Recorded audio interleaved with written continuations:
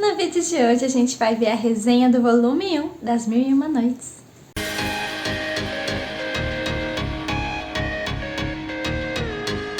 Oi gente, aqui é a Kellen do blog Kellen Vasconcelos e no vídeo de hoje a gente vai finalmente fazer a resenha do volume 1 das Mil e Uma Noites, dessa nova versão completa e reformulada, totalmente baseada nos textos originais. Sem censura, sem cortes. Já fiz um vídeo de introdução desse livro e eu vou deixar nos cards para vocês, caso vocês não tenham visto, porque eu abordei muitas informações importantes para vocês entenderem como é que essa nova sequência de livros das Mil e Uma Noites foi realizada. E hoje, no vídeo de hoje, a gente vai focar nas histórias e eu vou trazer várias informações importantes que eu percebi ao longo da narrativa. De uma forma geral, o livro foi muito bom de ser lido, a leitura é extremamente fácil. Claro, tem palavras que a gente não conhece, costumes muito perdidos, de muito antigamente, mas que o tradutor sempre faz notinha de rodapé no livro e explica pra gente qual é o contexto e se aquele costume se perdeu ou não, porque tem alguns costumes que são retratados aqui que nem registro deles a gente tem. Então são civilizações ou povos que existiram há muito tempo atrás e que foram extintos e não tem nem registro. O único registro é dentro do livro das Mil e Uma Noites. Então assim, eu considero sim essa coleção de livros como um tesouro histórico, porque a gente consegue saber de outras culturas de determinados povos que a gente não acharia em outro lugar, porque não tem registro mesmo, né? E então vamos lá. Eu tenho várias considerações a fazer. Como é que foi a leitura? Foi maravilhosa, foi extremamente fluida. Vocês tendo interesse em ler, eu creio que vocês devam encarar ele como um livro de contos, porque é assim que ele funciona. E eu tenho várias observações. Assim, o livro todo ele é composto de 170 noites e ele é dividido em 5 grandes histórias, que dentro delas há muitas subdivisões de histórias. Porque o que acontece? Quando começa a contar uma história, às vezes um personagem dentro do livro quer contar a história dele, e às vezes ele quer contar a história dele e a história de mais algumas pessoas. Então tem muitas histórias dentro de outras histórias. Parece confuso, mas na hora que você tá lendo, é bem claro, e você sabe quando começa e quando termina outra história. Então, e tem sempre o arremate final, e essas histórias sempre são cheias de, como eu posso dizer, ensinamentos, sabe? Trazendo valores, trazendo reflexões de vida e tudo mais. Então, eu listei as 5 grandes histórias principais para vocês. O primeiro é o Mercador e o Gênio. O segundo é o Pescador e o Gênio. Inclusive, nesse Pescador e o Gênio acontece uma coisa muito, muito interessante, porque você acha que o personagem principal é um, e ao longo da história aparecem outras pessoas que tomam o lugar do personagem principal. E isso me surpreendeu muito. Então, esses tipos de coisas que acontecem na narrativa te surpreende mesmo, porque você não espera que essas coisas aconteçam. A terceira grande história é o Carregador e as 3 Jovens de Bagdá. O quarto é As 3 Maçãs. E o quinto é o Corcunda do Rei da China, que é inclusive, eu acho que é o maior história aqui dentro, e que tem muitas histórias dentro dessa história, muitas mesmo. E ela fechou o livro de uma forma assim, maravilhosa mesmo. Eu fiquei, sabe quando você termina um livro e você fica feliz? Foi tipo isso, sabe? Eu imaginava que talvez poderia seguir aquele caminho, mas a forma como tudo foi revelado foi bem inesperado pra mim e eu gostei bastante. Então, vamos comentar um pouquinho das histórias. Assim, dentro do Mercador e o Gênio, você começa, que é a primeira história, você começa a perceber que tem... Eu indicaria, sim, que vocês lessem todas as notinhas de rodapé. Por quê? Porque tem informações importantes sobre o que está acontecendo naquele momento e também observações sobre os manuscritos. Tem manuscritos que tem alguns pedaços que são ilegíveis, ou tem alguns pedaços que em alguns manuscritos estão escritos de um jeito e em outro não. Então aí quando há divergências nas histórias, o que o tradutor fez? Colocou a mais coerente no livro, no segmento normal, e essas variações nos anexos. Então, no total, são 10 anexos, se não me engano, e no livro é mostrado toda vez que tem um anexo para ler. Então eu parava a história e ia pro anexo ler. E eu aconselho que você faça isso mesmo, não deixe pra ler os anexos depois, porque depois você não vai entender que ligação aquele anexo tem com aquela história. Então esses anexos são histórias extras que estão relatadas em alguns outros manuscritos e que divergem do manuscrito principal que ele seguiu. Porque, claro, são muitos, como eu expliquei no vídeo de introdução, e ele tinha que definir uma linha, e ele definiu uma linha, e o que estava extra, o que estava muito diferente, ele pegou e colocou no anexo. Na terceira grande história, que é o Carregador e as Três Jovens de Bagdá, eu comecei a observar que poemas, até longos, não só curtos, começaram a ser introduzidos nas histórias. Às vezes, alguns personagens falavam através de poemas, e eu achei isso super legal. E nas notinhas de rodapé, eles escreviam de quem era o poema, ou se tinha alguma informação adicional sobre aquele poema. Às vezes, dentro desse livro mesmo, tem um trecho de um poema que ele é visto em uma história e depois ele é refalado em outra história. E o tradutor fala isso, ó, esse poema já foi visto em tal história.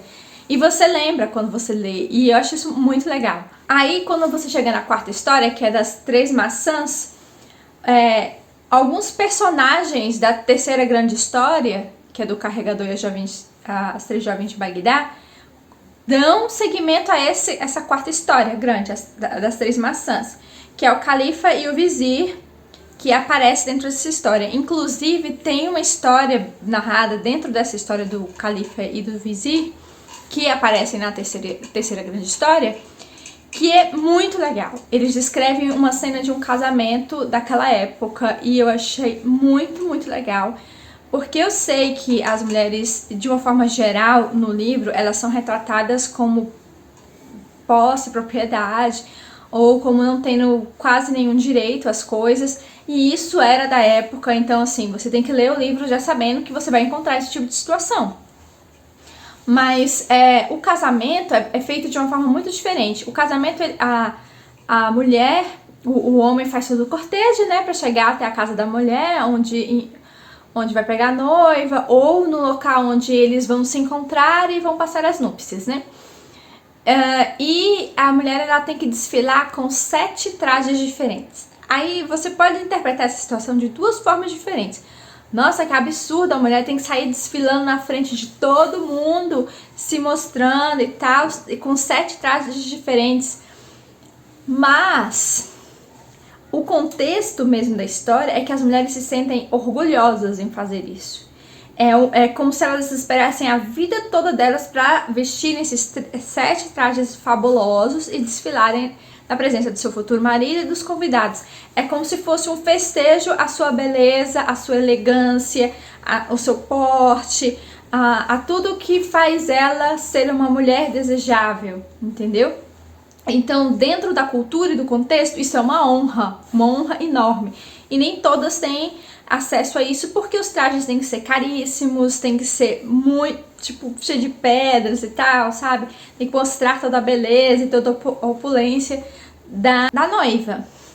Então, eu consegui captar isso, que era um orgulho para elas fazerem isso. E você consegue. Então, você não consegue se sentir assim, ultrajada ou desprezada ou menosprezada por ser uma mulher, de forma alguma. Na verdade, é como se fosse o momento da mulher brilhar. É aquele momento. E ela se preparou a vida toda por isso. E a forma como tudo aconteceu é muito louca, gente. As histórias todas, elas são repletas de coisas bem fantasiosas. Então a gente vai ver muitos gênios ou infrites, que são as mesmas coisas. Eles são retratados como demônios. Às vezes tem uma cena que aparece uns anjos jogando bolas de fogo nesses gênios. Então, tipo, foi uma cena assim, tipo, o que tá acontecendo? Então, acontece muito de coisas sobrenaturais ou fantasiosas rolarem. E outra coisa que eu observei muito, os chefes das histórias, quem acaba mandando em todo mundo, seja o califa, o rei, ou a pessoa, ou o sultão, a pessoa mais poderosa daquela história que decide e tal, eles sempre são interessados em histórias. sabe? É como se... Claro, eles não têm TV, né, gente? Então, tipo, eles só têm aquele dia a dia de festas e tal, e as coisas que eles têm que lidar. Mas é como se eles estivessem sempre desejosos que algo diferente aconteça. E aí eles pegam e focam nisso. Aí eles querem... Aí muitas histórias, elas são reveladas da seguinte... Elas são resolvidas da seguinte forma. Você me conta a sua história e eu vou ver se ela é maravilhosa, se ela é estupenda, se ela é uau. Se ela for, você está livre. Você ganha a sua vida, senão você vai morrer. Então, tipo, sempre é assim, muito fatalista, sabe? E essas pessoas têm muito poder sobre a vida de muitas pessoas, independente se a pessoa fez algum crime ou não. Então, vamos para o saldo. Eu anotei aqui. A gente tinha duas histórias iniciais que eu falei no vídeo de introdução, que é antes de quando as noites começam a ser contadas e a nossa contadora de histórias começa a falar. Tem essas duas histórias e tem essas 5 histórias que dentro dela tem mais histórias. Então vamos contar. São 2 histórias do início, mais 28 histórias no geral, contando essas grandes histórias, mais 10 histórias de anexo. Dá um total de 40 histórias. E são 40 histórias muito diferentes uma das outras, com personagens muito diferentes. Eu não posso dizer que você vai criar um relacionamento ou uma afeição muito profunda. Com alguns personagens acaba rolando, como aconteceu do negócio do casamento, porque é uma coisa muito, muito louca, gente. E é bem legal. Seria legal vocês lerem, pra vocês terem essa experiência. Mas assim, quando você pega um livro desse, você tem que ter em mente que você vai achar de tudo. E é exatamente isso que acontece. Você acha de tudo. Tanto essas coisas sobrenaturais, como armações humanas mesmo, para enganar outros humanos, para roubar outros humanos. Então tem esse fator espiritual, tem esse fator humano, tem esse fator de poderio das pessoas de comando, seja rei, sultão ou o califa. Depende da situação ou da história ou em que cidade se passa.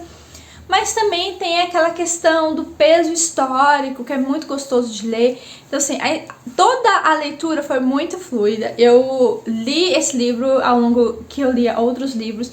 E eu lidei ele como um livro de contos mesmo, porque é o que nem eu falei pra vocês. Quando essas grandes histórias se encerram, elas não têm conexões, mas ao longo delas tem várias historinhas menores, né? E as noites, elas são curtas. Vou mostrar pra vocês. Pouquíssimas noites... Elas dura 2 ou 3 páginas, aqui ó. Essa é a 17ª e a 18ª. Tá vendo como é que é pequena ela? E nem sempre a noite termina em suspenso. Acontece isso, inclusive, quando chega na noite 170, termina a história ali. Então, quando for a noite 171 do volume 2, vai ter uma nova história. Então, assim, gente, foi um livro que eu já sabia que ia ser muito diferente de tudo que eu li. E me surpreendeu muito com a complexidade de alguns acontecimentos, de algumas histórias. Eu larguei pra lá essa questão de ficar... Ai, nossa, como as mulheres são injustiçadas. Não, você tem que aproveitar o contexto e também se divertir com a história. Entende? Porque que é uma época muito diferente da nossa e a gente tem que ter isso em mente. Então sim, eu super aconselho a leitura, eu acho que quem lê não vai se arrepender.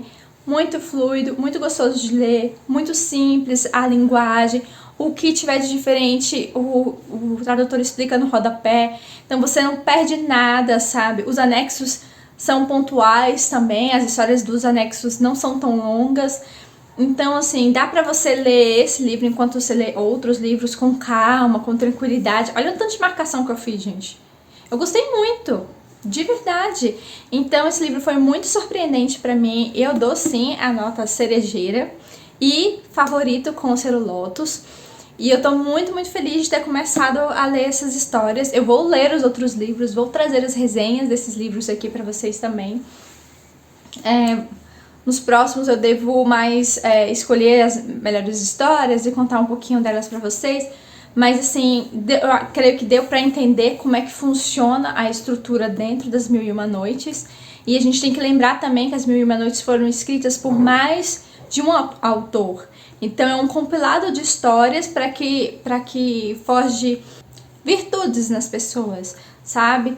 Que elas tenham mais empatia com outras pessoas, que elas reflitam mais sobre suas ações, que tenham fundo de moral. Todas essas histórias têm fundo de moral. Então, elas são histórias para ensinar. E eu gostei demais. Então, me conte nos comentários, gente, o que vocês acharam da resenha, se vocês têm interesse em ler esse e os outros livros também. Eu vou trazer os outros livros também aqui na resenha do canal. Vou fazer essa contagem de histórias pra vocês também, não se preocupem. E não se esqueçam de se inscrever no canal, curtir o vídeo, porque isso ajuda muito meu canal a crescer e a chegar em mais pessoas. Compartilhem com as pessoas que curtem também esse conteúdo literário, tá bom? Tchau, gente, até o próximo vídeo!